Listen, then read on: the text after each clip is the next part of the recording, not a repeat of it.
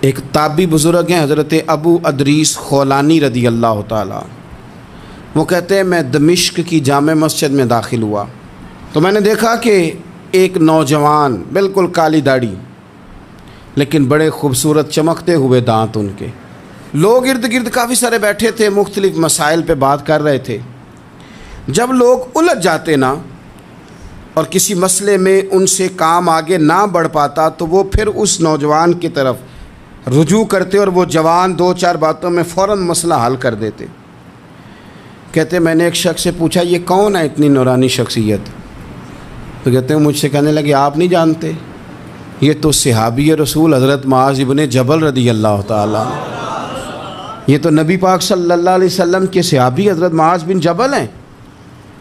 کہتے ہیں میری طبیعت نہ لگ گئی ان کے ساتھ، میرا ان کے ساتھ دل کا لگاؤ ہو گیا، محبت ہو گئی، شوق ہو گیا۔ ہم نے چونکہ اولیاء کو، صوفیاء کو، صحابہ کو، اہل بیت کو اس طرح لوگوں کے سامنے پیش نہیں کیا، اس لیے ہمارے بچوں نے آئیڈیل بنایا ہے نئے دور کے فیشن کو۔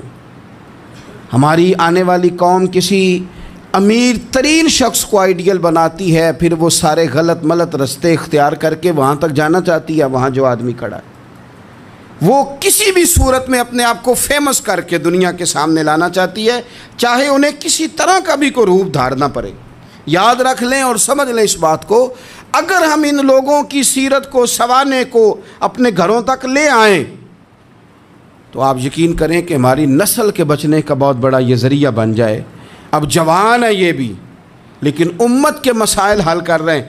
حضرت ابو ادریس خولانی کہتے ہیں مجھے ان کی یہ طبیعت دیکھی تو پیار ہو گیا ان سے۔ اس دن تو رش بڑا تھا، میں نے سوچا کہ کل جلدی آؤں گا اور ان سے ملاقات کروں گا۔ کہتے ہیں میں اپنی طرف سے سب سے پہلے مسجد میں پہنچا لیکن حضرت معاذ ابن جبل تو مجھ سے پہلے مسجد میں موجود تھے۔